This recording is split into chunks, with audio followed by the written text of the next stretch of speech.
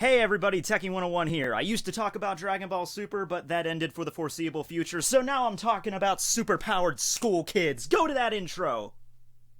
There is no intro. This series just started. Okay. In all seriousness, huddle up. If you're new to this channel, like if you've never heard of me before and you're just scrolling down through YouTube, maybe in your recommended list, you see this, oh, My Hero Academia, Season 3, Episode 2, let me click on this, and then you see me, and with that joke, and if you're feeling some kind of like cringy sensation right now, don't worry, that's just something we like to call this channel. So I hope you enjoy your stay and welcome. Okay, so let's get into this. Season 3, Episode 2, My Hero Academia, Episode Wild Wild Pussycats. In effect, the true first episode of the season, the real season opener. Last episode was more or less just a recap to get us all like into their quirks and everything, all the different students of Class 1A, if you didn't know that already. But hey, new people coming to the show. Something I actually enjoy, and they did this last season, but something that I kind of enjoy, especially considering how large the cast of this series is, because you have the 20 kids of Class 1A plus the other 20 kids of Class 1B, who are also going to be a very important, part of this training camp arc, and then of course you have all the other characters like the teachers, Eraserhead, and now the Wild Wild Pussycats. Something interesting that they do is that when you see the character, just a little caption appears at the bottom of the screen that just says, hey, this is who that person is, and this is their quirk. Now, I know you could say, oh, well, if you're a real fan of My Hero Academia, you should know who all the members of Class 1A are. Let me tell you, Horikoshi does such a good job with this series because it's hard to handle series that have such a large cast. Like, when you set 20 main characters as your, that's your main cast, I mean, there's a lot of stuff going on there. It took a long time for me to identify each one of them by name, and even right now, I can only identify a few of them by, their last name. I don't know what Koda's first name is. I don't know. If you asked me, I wouldn't know. So, I only identify them with, a certain names. It takes a while to really, get to know everybody. I know them all by their quirks. If you show me their face, I could tell you, oh yeah, that's Sato, and he's the sugar guy that powers up when he eats sugar. Okay, I can tell you that. But not just all their names and everything. So it's interesting that they do that. I do enjoy that they just remind everybody. It makes it easier to remember. So the Class 1A and Class 1B, they're heading to the training camp. They get stopped halfway for a rest stop when it turns out the Wild Wild Pussycats arrive on the scene along with a small child named Kota, not Koda, Kota. Damn you Japanese names. But anyway, these are two members of a famous team called Wild Wild Pussycats. The other two members, well, we'll get to them sooner rather than later, but we'll see. Deku obviously freaks out because he's a super fanboy. He knows everything about the Wild Wild Pussycats. They specialize in mountain rescues and all that stuff. And at the same time, the class begins to kind of wonder, oh, what's going on here, okay? Because we stopped on the side of the road, and it's not really a rest stop area, and now these superheroes are arriving, and there's Aizawa comes out, and he says, oh, they're going to be hosting us for the next few days, and then one of them points over out to the forest. Oh yeah, we own this entire plot of land here. We own this entire forest. In fact, you'll be camping at that base of that mountain way over there, over yonder. And at this point, all of Class 1A starts to figure out, the gears start turning, okay, that's nice, staying at a mountain lodge. Hey, we should get back on the bus. We don't want to be late. We should get back on the bus. And then everyone starts making a mad sprint for, get on the bus. We're not dealing with this shit. And then Aizawa comes out and is sorry guys, training's gonna start right now. And then one of the members of the Wild Wild Pussycats, Pixie Bob is her name, uses her ability, her quirk, to move the earth itself, so it knocks all the kids off the side of the mountain. Kind of seems like a sort of dangerous move. I mean, it's not like UA has already been kind of pressing the limits of what they're capable of, legally. Let's just, okay, let's just shove a bunch of students off a cliff. They'll be fine, don't worry. So they do that. I'm sure Pixie Bob made sure that they landed nicely. Okay, she's a little, I don't know how to describe her personality. She's to the point in her life where she gets very offended if someone refers to her as elderly, not even elderly, just middle-aged or in her 30s. She's I'm 18 at heart, and she almost breaks Deku's neck from suggesting that she's older than that. And she seems kind of sadistic in a good way. I don't know how to really describe it. Mandalay is the other member. She's the one with the black hair, and her quirk, well, we don't see it in this episode. We'll see later. But anyway, yeah, she's much more reasonable, and her cousin cousin's child is Koda, and we'll, get more into him into the episode. But anyway, they get knocked into the forest, and this is where something really differs from the manga. So this is weird because this is actually one of the first times, this is around the first time, I guess, that I remember, My Hero Academia, getting into the actual series, okay? Right around this chapter. Now, I don't know if you do this, I kind of do, but whenever I'm looking to read a new manga for the first time, I don't start at chapter 1. I'll look at the most recent chapter to see, where they're at right now and where I have to get up to, and to kind of make a little mental bookmark to be okay, I need to get up to this point, and then I know I'm all caught up. So that's what I did, and when I first started getting into My Hero Academia, probably around, I would say, spring of 2016, I think that's about right, spring, early summer of 2016, it was around this chapter, this episode that includes them arriving at the training camp. That was the first one I remember looking at, not knowing who any of these kids were, not knowing about any of their abilities, or any of the backstory, or anything like that. I was okay, this is where I need to work up to, and then I go back and start from chapter 1, and then 2, and then work my way back up, just to kind of bookend it. That's what I do personally. So it was very interesting seeing this episode, and comparing it to where I was at back then, and here it is, it's animated, it's finally here. So in the manga, they encounter one of these earthen beasts that was created by Pixie Bob's earth-moving quirk. Basically just a cluster of earth and dirt and rocks and mud and tree branches and stuff, just clustered together to give it the appearance of a monster, and they refer to this as the Beast Forest, and they have to get all the way through this forest to get to the lodge, and the way that they state is you should probably be able to, Mandalay says, you should probably be able to get there by 12:30, it should take you about 3 hours, it's 9:30 right now, if you're fast. So kicks him off the cliff, and now there's this giant monster rocking out of the freaking woods, and everyone's freaking out. Koda tries to use his animal quirk, his Anna voice, but it doesn't work, it's not responding to it at all. Deku figures out, because it's just, a movable clump of earth, that it was created using Pixie Bob's quirk there. So they understand what's happening, going on here. So they have to all right, we have to it's just going to be a test of strength. We just got to destroy all these oppositions, all these creatures that are coming out of nowhere. In the manga, they just cut a lot of the action. 1 minute they're okay, let's get ready, let's do this, and then they cut to them just arriving at the lodge later in that afternoon, at 5 o'clock. This episode actually includes scenes of them fighting multiple different earthen creatures created by Pixie Bob. Some are capable of flight, some are crawling on the ground, some are giant bear creatures, all made out of earth and rock. And we get to see some interesting team-ups from the members of Class 1A. Probably my favorite is when Ochako and Tsuyu team up, because Ochako uses her gravity quirk to make them, weightless, and then Tsuyu takes the tongue and throws them up into the freaking sky, and then Ochako releases it, and then they crash down. I thought that was cool. Kirishima and Sato team up there. I think we've already seen that, though, when they were doing the final exam. We saw them team up there, so that was interesting. We even get to see Todoroki and Bakugo team up. I'm saying this is interesting a lot, but it was interesting. It's just filler. It's just them fighting, these, fodder creatures that aren't really, a threat to them, in all honesty. It's just more of just stamina and just annoying that they keep having to fight them over and over again to get to their destination. In fact, I think Kaminari or Kirishima, one of them compares it to Dragon Quest, and that's, it's an RPG. You gotta grind through a shit ton of low-level monsters to get where you're going. It's not really a threat to you, but it just wears on you and your supplies over time. Yaoyorosa makes a freaking cannon. That's something I don't think we saw in the manga, most definitely. She just pulls a freaking cannon literally out of her firm stomach and then blasts a freaking monster with it, so that was cool too.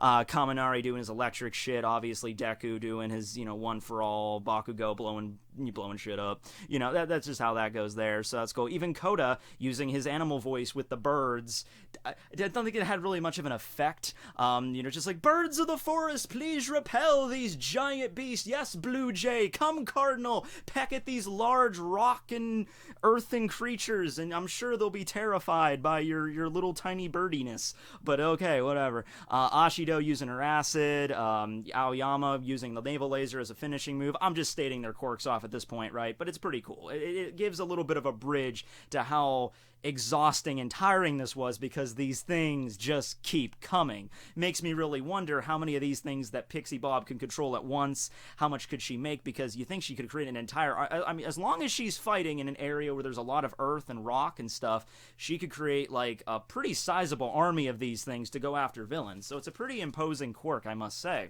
So they finally get to the lodge, and it's late, and they start eating, and they're like, okay, we have dinner, and everything's cool. It's still a training camp. They're going to treat them nice. You know, they're going to have, okay, here's a place to sleep. Here's some dinner. We're not going to be so cruel to you. But next day, they imply that, oh, it's going to be hell. So let's talk about Kota now. So Kota is a cousin of Mandalay's child. Let me rephrase that. She's Mandalay's cousin's child. There we go. And his thing is that he hates heroes. He finds the aspect of all these, students trying to become heroes ridiculous and stupid and pointless. When they are introduced to him at the lodge, he punches Deku straight in the nuts. So got to get that screen cap there. Yeah. Can't use one for all on that. You didn't full cal up your nuts, Deku. Come on, that's the one thing you learn when you have an ability that buffs your entire body at once. Make sure that's the first place you buff. That's all I'm saying, okay? Anyway, so the whole running theme, kind of like a side arc throughout this training camp arc, is going to be about Kota. So if you haven't seen the manga, just, tuck that in the back of your mind. That's going to be something that we're going to be following, okay? And later on, I believe it's Mandalay that tells Deku about the backstory with him and what happened with his parents. They were both professional heroes, and they ended up getting killed by a villain. Tuck that back in your mind too. That's probably not going to be important. And then of course, so this is not something like, this is not something like, this is traumatic. You have to figure this kid is like, I think he's less than 10 years old. Any kid that's less than 10 years old that, both parents die and he's there looking at their dead bodies. I mean, you can't really blame him if he's going to have, even if it's going to be like the antithesis of like both his parents were heroes, and he should be, he's like, oh, my parents died, defending people and saving lives, and that's what it really means to be a hero. But you can't really blame him for him to take the opposite stance as well. Like, my parents were heroes and they died, so people shouldn't be heroes. It doesn't make much sense, but he's a little kid and he just witnessed a freaking tragedy right before his eyes, okay? You can't really blame him for that. So just keep an eye on Kota. So, we have the obligatory bath scene. Yeah. Okay, so we all knew this was going to happen. Mineta is, of course, very excited about this. I love the, look at the detail on this kid's eyes. You can really tell that he's just starving. Okay, well, anyway, this goes pretty much as... Have you watched anime, like, at all? Like, if you just watch any anime, pick out pretty much any one, you know how this is gonna go out. You're gonna have the boys on one side of the bath, the girls on the other side. One boy decides, we have to do it as men. And some of them are reluctant, like, I don't know, but others are like, yeah, like, Ida gets up, and Ida's like, stop this at once, Mineta. But, of course, he tries to look, and he gets the shit beat out of him in the process. However, it's usually the women that beat the shit out of the peeping Tom. In this situation, it's actually Kota who's hiding up on top of this giant ledge. It's not even like a tiny wall. It's like, several meters off the ground. This thing is huge. And then he just knocks Mineta over, and then Kota falls off as well. Deku saves him, and that's when he brings him over to Mandalay and tells him about his backstory and all that stuff there. So, yeah, it's fan service. You can look it up if you want. I'm actually kind of surprised by the lack of censorship that they did. I think it's Studio Bones that did the animation of this one. It's it's there. It's pretty much the same way as is in the manga. It's here, so go check it out. I can't believe they showed Hagakure completely naked, though. That was crazy. Like, it was full frontal. It was right there. Nuts. Okay, so the next day, we move on to the training ground. They're all ready to go, the first day of training camp. I guess the second day of training camp, necessarily, when you spent the entire first day trudging through a forest fighting against these, fodder RPG monsters. So the first thing Aizawa does is he tries to do the exact same fitness test they did at the beginning. Something you always have to remember about My Hero Academia, and it's always something that throws me for a loop, is the passage of time. It's been exactly 3 months, so only like one school semester since the beginning beginning of the story, and so much stuff has happened, it really feels like, wow, these kids, like every other week, they're fighting villains or doing something really high octane. It's nuts. But yeah, it's only been 3 months, so they say, okay, let's see how much your quirks have improved.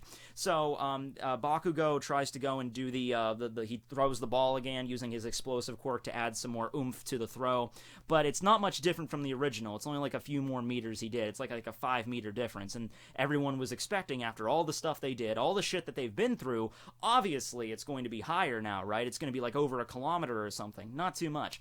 And Aizawa explains the reason for this is, even though you've gone through all this crap over the past 3 months, you've increased your stamina, most certainly, which is important, and of course the tactical, the way you use your quirks, and in certain combat situations, that's improved, but the actual strength of your quirks themselves, that hasn't really changed much. All right, so it's like, Aoyama's naval laser, he might be able to use it in more clever ways than before, but the actual power of that thing is not much greater. Same thing with Kaminari. The only exception to this is Deku, because the very nature of One for All and his, he already has all of the power, he just can't use it all at once without serious repercussions. So Deku's quirk is kind of already at full power, it's just that him trying to master it is the problem, trying to channel all that power in one place without breaking his body apart. And I think, utilizing full cow already is way, more of an advantage than he was at the beginning. But Deku aside, because he's kind of the exception, none of the other Class 1A quirks are really all that stronger. Right. So, they state, well, it's time to start training, and it's gonna be insane, kids. Whenever you see Aizawa, of all people, making that kind of grin, you need to start running in the opposite direction, because whatever lies before you could very well possibly end your life. And at the same time, I think he says something like, he's like, oh, I'm gonna train you so hard, I'm gonna kill you, just don't die, something like that. So that's the end of the episode, and we cut to the ending.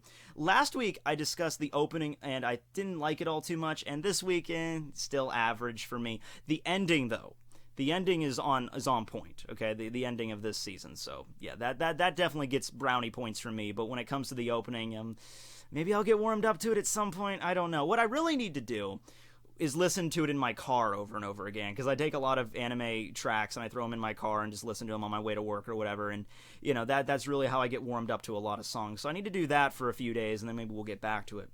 So with this episode, followed the manga very closely. That's something I'm going to be doing with these episode reviews, is I'm going to be focusing on the differences between the anime and the manga. When it comes to manga readers, I don't think there's going to be too many. I mean, when it comes to anime-only watchers, I guess it shouldn't be that many spoilers, because me just adding in is like, oh, well, that scene where they fought all the monsters in the forest, that's just filler. It's not in the manga. I don't think that's really a spoiler to tell you something is not in the manga. Maybe it is. I don't know. But that's one thing I want to do to kind of keep it sort of interesting. Aside from that, nothing really much else to note in terms of like the manga-anime differences there. I think it's a good part to the beginning of this arc.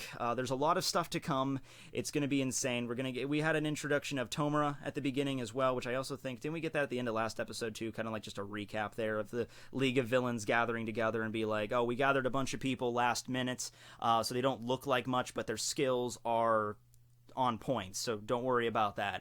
So we're going to be introduced to a lot of villains in this arc, so just get ready for that. Remember the Coda side arc there. We have 2 more members of the Wild Wild Pussycats that we're going to be introduced to probably in the next episode. It's going to be intense, and the training that Aizawa has for them is also going to be crazy, and look out for Class 1B as well. Thanks for watching, everybody. If you have any tips on things you want to see me included here, in these kind of reviews, something that I could bring up or mention. I don't know really how to do this. See, I'm going off of Dragon Ball Super here, and Dragon Ball Super is not really the most, in a lot of episodes, it's just mostly fighting, so there's really not a lot more to unpack. My Hero Academia does have a lot to unpack, so I'm just trying to figure out an effective way, an efficient method for me to, talk about these episodes in a way that's not just me reciting the plot of exactly what happened, which I think I did pretty much this time. And there was a few flubs in there, you know, getting my legs when it comes to talking about this particular series. Whole different kind of dynamic, whole different kind of characters, and the way that characters are developed and you know, physically in both, and actually the story as well. So a lot of stuff to unpack with this. Just let me know what you thought below, and hopefully I'll improve as we go through these. Thanks for watching, everybody. Signing out.